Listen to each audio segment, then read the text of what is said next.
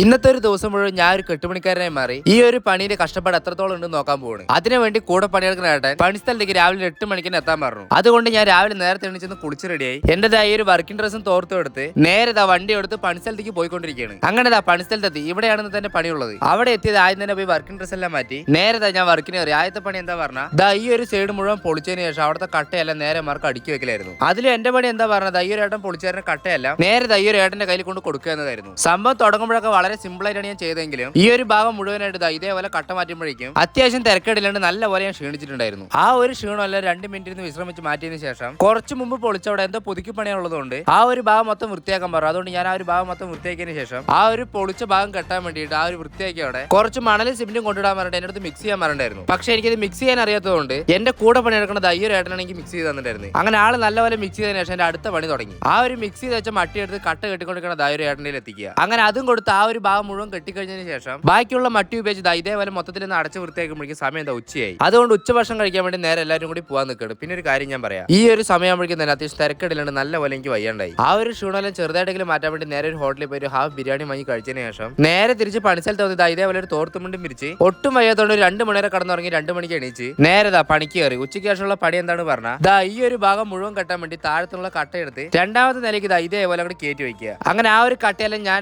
ഈ ഒരു ഏട്ടനും കൂടി മേലി കയറ്റി വെച്ചതിന് ശേഷം നേരെ മേലിൽ പോയി കുറച്ച് മണലും സിമെന്റും കൂടി നല്ലപോലെ കൂടി മിക്സ് ചെയ്ത് കുറച്ച് കട്ടയും കൂടി ആ ഒരു ഏട്ടന് എടുത്തു കൊടുത്ത് ഹെൽപ്പ് ചെയ്തുകൊണ്ട് നിൽക്കുകയാണ്. അങ്ങനെ കുറെ നേരം എടുത്തു കൊടുത്ത് ഒരു 4 മണിയായതും ചായ കുടിക്കാനുള്ള സമയത്തുകൊണ്ട് എല്ലാവരും കൂടി ചായ കുടിക്കാൻ പോയിക്കൊണ്ടിരിക്കുകയാണ്. അങ്ങനെ ചായ എല്ലാം കുടിച്ചു നേരെ പണിക്ക് കയറി. ബാക്കിയുള്ള ആ ഒരു ഭാഗം വേറെ 2 സ്ഥലം കൂടി ഫുൾ ആയിട്ട് കെട്ടിക്കഴിഞ്ഞപ്പോൾ സമയം വൈകുന്നേരം 5 മണിയായി. അതുകൊണ്ട് ഇത്രയും നേരം ചെയ്ത പണിസാധനങ്ങളെല്ലാം നല്ലപോലെ കഴുകി വൃത്തിയാക്കിയതിനു ശേഷം ഇത്രയും നേരം പണിയെടുത്തതിന്റെ കൂലി വാങ്ങി ഡ്രസ്സ് മാറ്റി വണ്ടി എടുത്ത് നേരെ തിരിച്ച് വീട്ടിൽ പോയിക്കൊണ്ടിരിക്കുകയാണ്. വേറെ ഒരു ദിവസം 8 മണിക്ക് പോകുമ്പോഴേക്കും അത്യാവശ്യം നല്ലപോലെ എനിക്ക് വയ്യണ്ടായി. അപ്പൊ ഈ ദിവസം പണിക്ക് പോകുന്ന ഒരു അവസ്ഥ എന്തായിരിക്കില്ലേ? എന്തായാലും എനിക്ക് ഒട്ടും വയ്യാത്തതുകൊണ്ട് എന്റെ ഈ ഒരു കുഞ്ഞു വീഡിയോ ഞാൻ അവിടെ അവസാനിപ്പിക്കണം. അപ്പൊ അടുത്തൊരു വീഡിയോ കാണാം. ബൈ.